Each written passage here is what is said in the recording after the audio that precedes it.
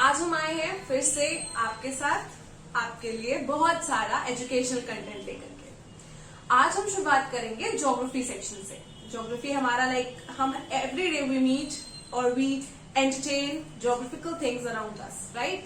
तो हम सबसे पहले आज जो शुरुआत करेंगे वो हमारा बहुत बेसिक सा टॉपिक है जो है एटमॉस्फेयर। आप डेली लाइफ में हम एटमॉस्फेयर की वजह से सर्वाइव कर पा रहे हैं, तो हमें जानना जरूरी है कि ये एटमॉस्फेयर एक्चुअली में क्या है। ठीक है, तो I make the things very clear and very simple for you all. But उससे पहले जान लेते हैं कि एटमॉस्फेयर बेसिकली क्या है। एटमॉस्फेयर एक रिलीव है। Now what is a relieve? जो हमारी अर्थ है ये एक यूनिक प्लैनेट है। क्यों यूनिक है? Because it sustains life on it. इसमें जिंदगियां हैं, यहाँ पर लोग सर्वाइव कर सकते हैं, एनिमल सर्वाइव कर सकते हैं, प्लांट सर्वाइव कर सकते हैं। कुछ स्पेशल क्वालिटीज हैं हमारी अर्थ में जो बाकी किसी प्लैनेट पे नहीं पाई जाती, राइट।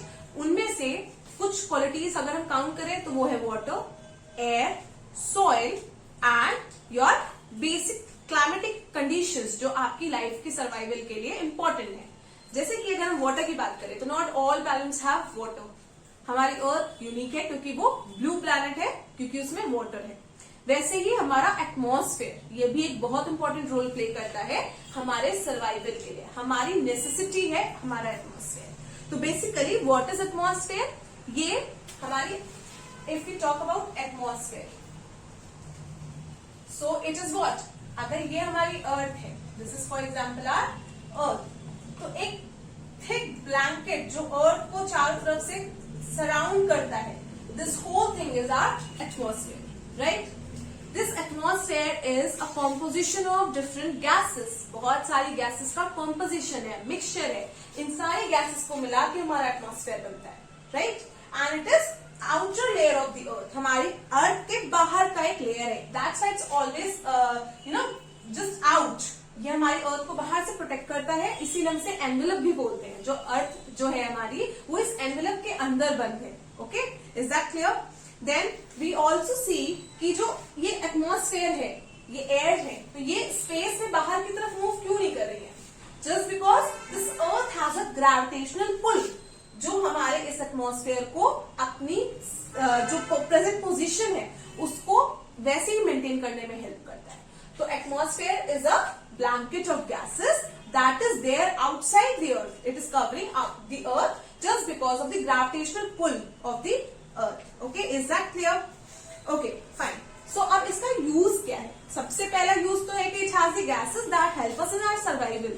Secondly, ये क्या करता है? ये बाहर से, स्पेस से कोई भी चीज अर्थ के अंदर इजिली एंटर नहीं कर सकती है। ओके, जैसे कि मेटेरॉइड्स, एस्टेरॉइड्स जो अक्सर हमारे स्पेस में घूमते रहते हैं, वो हमारे एटमॉस्फेयर में एंटर तो होते हैं बट हमारी अर्थ तक पहुंच के हमें हार्म नहीं पहुंचा सकते, just because of this blanket of atmosphere, because it is very dense.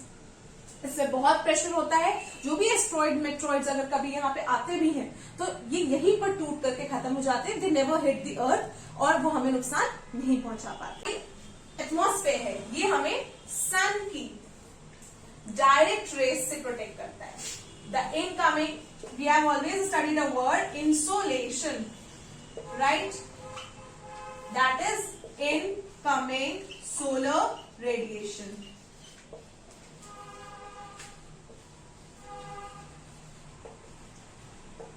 हम हमेशा इसके बारे में जानते हैं कि insolation that is incoming solar radiation, sun की बहुत हार्मफुल, बहुत डायरेक्ट जो रेज होती है उससे भी हमारा एटमॉस्फेयर में प्रोटेक्ट करता है। कैसे?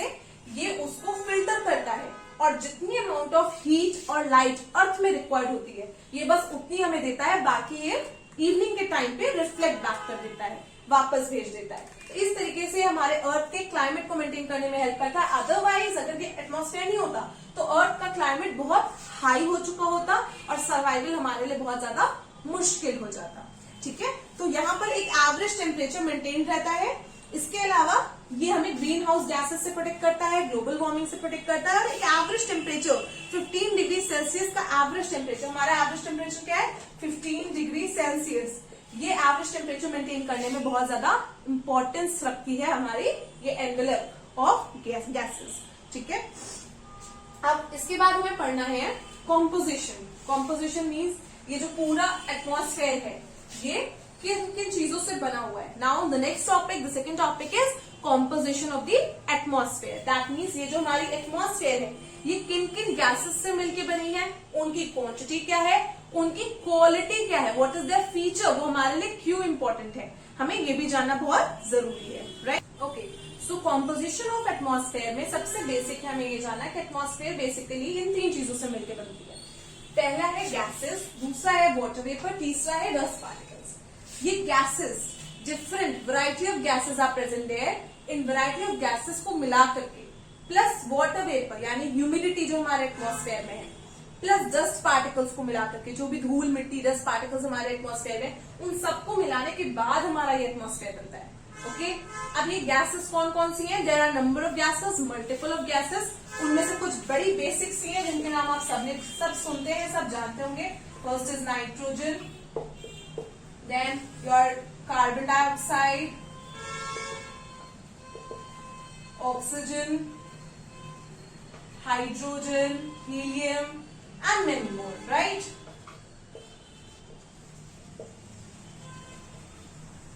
Argon, neon. There are number of gases and ये सारी गैसेस हमारे सर्वाइवल के लिए बहुत ज्यादा इंपॉर्टेंट है, राइट? ये हमारी क्लाइमेटिक कंडीशंस को मेंटेन करने में हेल्प करती हैं, सर्वाइवल के लिए है। फॉर एग्जाम्पल, हम सबसे पहले एक छोटा सा एग्जाम्पल लेते हैं। नाइट्रोजन का क्या ही काम होगा? अगर हम देखें तो प्लांट्स नाइट्रोजन फिक्सेशन करते हैं जिसकी वजह से उनका डेवलपमेंट होता है। तो नाइट्रोजन फिक्सेशन में हमें किसकी जरूरत है? नाइट्रोजन की। Now we can say nitrogen is an important particle in our survival. We need carbon dioxide. Why? Because plants take in this carbon dioxide during their photosynthesis and they produce oxygen, right? We need oxygen. For what reason we need oxygen? We need oxygen so that we can inhale it. Plants carbon dioxide लेकर के oxygen देते हैं और वही oxygen human beings और animals use करते हैं। Other than this oxygen is also important to burn fire. अगर ऑक्सीजन नहीं होती तो आप आग नहीं जला सकते, right? Then coming up to hydrogen. Hydrogen का यूज हम बहुत सारी चीजों में करते हैं, केमिकली भी यूज करते हैं ना। कमिंग अप तो सबसे पहले देखिए नाइट्रोजन कितने परसेंट है? 78% है। सबसे ज्यादा हमारे पूरे कॉम्पोजिशन में कौन सी गैस है? नाइट्रोजन है, ठीक है? ये एटमॉस्फेयर का सबसे अबंडेंट, सबसे इंपॉर्टेंट पार्ट है। और जितने भी लेग्यूमिनस प्लांट होते हैं, you know what are leguminous plants? Plants जैसे कि लेंटिल्स, आपकी पल्सेस वाले प्लांट्स, ये सारे लेग्यूमिनस प्लांट्स कहलाते हैं, ठीक है? और ये फिक्सेशन करते हैं, ठीक है? इस फिक्सेशन में सबसे ज्यादा इस्तेमाल ये करते हैं नाइट्रोजन का। That's why this particular process of leguminous plants is also known as nitrogen fixation. Then coming up to our oxygen. Oxygen हमारा 21% है, राइट? ऑक्सीजन हमारे अर्थ के एटमॉस्फेयर में 21% है। ये क्या करता है? इसका बेसिक सा यूज है ह्यूमन और एनिमल्स का सर्वाइवल। अगर ये नहीं होगा तो no animal life would be there and no human life would be there. Clear? तो 21% ऑक्सीजन हमारे इस एटमॉस्फेयर का पार्ट होता है। Then coming up to carbon dioxide, it is 0.03% only. ये इतनी सी है, 0.03%। ये ग्रीन हाउस गैस कहलाती है। आप सबको पता होगा ग्रीन हाउस गैस क्या होता है, हम आगे पढ़ेंगे भी इसके बारे में। आज के लिए बस आप ये टर्म याद रखेगा कि जो हमारी कार्बन डाइऑक्साइड होती है that is the part of green house gas. Green house gas में हम क्या देखते हैं? ये जो होती है ये अर्थ के टेम्परेचर को राइज करने में हेल्प कर सकती है। That's why you will always here people से कि पोल्यूशन मत क्रिएट करिए, बिकॉज जब आप पोल्यूशन क्रिएट करते हैं तो what happens? You release more and more carbon dioxide and it will ultimately lead to this green house effect. और जिसकी वजह से क्या होगा? आपके अर्थ का टेम्परेचर एक्सट्रीमली हाई हो जाएगा, ग्लेशियर्स मेल्ट होंगे, वाटर बॉडीज में वाटर लेवल अप होगा, लैंड सबमर्ज हो सकते हैं and ultimately we will get into a disaster, right? So this carbon dioxide is a greenhouse gas. It is only 0.03%. And it works like ये atmosphere में क्या काम करती है? ये एटमॉस्फेयर में एक बैलेंस क्रिएट करने में हेल्प करती है। कैसा बैलेंस? ये प्लांट्स यूज करते हैं, प्लांट्स इसको इनहेल करते हैं and they give us oxygen.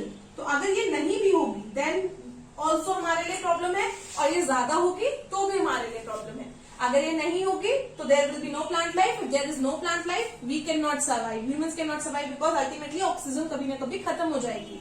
That's why we need it, but we don't need it in excess. Now coming up to ozone, very important, ठीक है। यहाँ पे ओजोन लिखा नहीं था, I will write it over here. Ozone layer के बारे में सबने सुना होगा, वो एटमॉस्फेयर का एक यूनिक पार्ट है, उसी में जो गैस पाई जाती है दैट इज कॉल्ड ओजोन।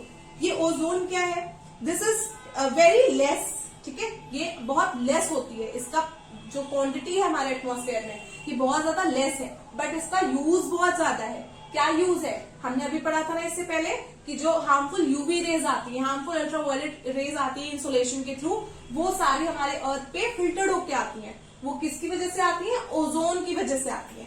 तो ये गैस हमारे लिए इसलिए इंपॉर्टेंट है क्योंकि ये सन की जो डायरेक्ट हार्मफुल रेज होती है, जो अर्थ पे पड़ने से अर्थ पे नेगेटिव इंपैक्ट पड़ेगा, उसको ये फिल्टर करने में हेल्प करती है। That's why ozone is a very important part, ठीक है। ये अल्ट्रावायलेट रेज को फिल्टर करने में हेल्प करती है। Again and again I am saying this, please ध्यान रखिएगा। प्लस जितने भी जेट प्लेन, सीएफसीज, जो भी चीजें आप देखते हो ना, आपने पढ़ा होगा जेट प्लेन्स के बारे में, आपने पढ़ा होगा क्लोरोफ्लोरोकार्बन्स के बारे में, ये सारी चीजें रेफ्रिजरेटर से जो चीजें यूज होती है, ये सारी इसको इम्पैक्ट कर रही हैं, ठीक है। आप अक्सर न्यूज आर्टिकल्स में पढ़ते होंगे कि ओजोन में होल हुआ है, ओजोन का जो लेयर है वो खराब हो रहा है। इट इज बिकॉज पॉल्यूशन जो है वो इसको ब्रेक कर रहा है, और इसके ब्रेक होने से क्या होगा, जहां जहां ये ब्रेक होगी वहां से डायरेक्ट रेज आएंगी जो कि हमारे अर्थ पे निगेटिव इम्पैक्ट डालेंगी। इसीलिए जो आपका क्लोरोफ्लोरोकार्बन का रिलीज है, मीथेन का रिलीज है, आपके रेफ्रिजरेटर और एसीज में से जो गैसेस निकलती हैं दैट आर क्लोरोफ्लोरोकार्बन्स, ये सब ग्रीन हाउस इफेक्ट की गैसेस हैं। कार्बन डाइऑक्साइड का रिलीज है, हमें इसे कम करना पड़ेगा so that we can protect ozone, ultimately which will protect us. तो ये ओजोन का टॉपिक यहाँ पे खत्म नहीं होता है। लाइक हमने सिर्फ इतना नहीं देखना है कि ये एक गैस है जो कि खत्म होती जा रही है, जिससे हमारी अल्ट्रावायलेट रेज अर्थ पे एंटर करेंगे और वो हमारे लिए डिजास्टर बनेगी। ये तो सही है, लेकिन इसके अलावा भी एक बहुत इंपॉर्टेंट चीज है जो थोड़ा सा आप ब्रॉड अगर जानते होगे, न्यूज वगैरह देखते होगे, तो आपको पता होगा मॉन्ट्रियल प्रोटोकॉल करके एक टर्म है जिसका यूज किया गया था। नाउ दिस प्रोटोकॉल मीन्स एक तरीके की ट्रीटी साइन की गई थी जो कि इससे रिलेटेड है। And this is a very important question with this concept कि ये आपका कॉम्पिटेटिव एग्जाम्स में बहुत पूछा जाता है कि मॉन्ट्रियल प्रोटोकॉल ओजोन लेयर से रिलेटेड था। अब ये क्या है, ये हम नेक्स्ट वीडियो में जानेंगे और हम इस टॉपिक को आगे बढ़ाएंगे। सो फॉर देन आप देखते रहिए, सब्सक्राइब करिएगा, शेयर करिएगा, लाइक करिएगा और नेक्स्ट वीडियो के लिए वेट भी करेगा। Thank you.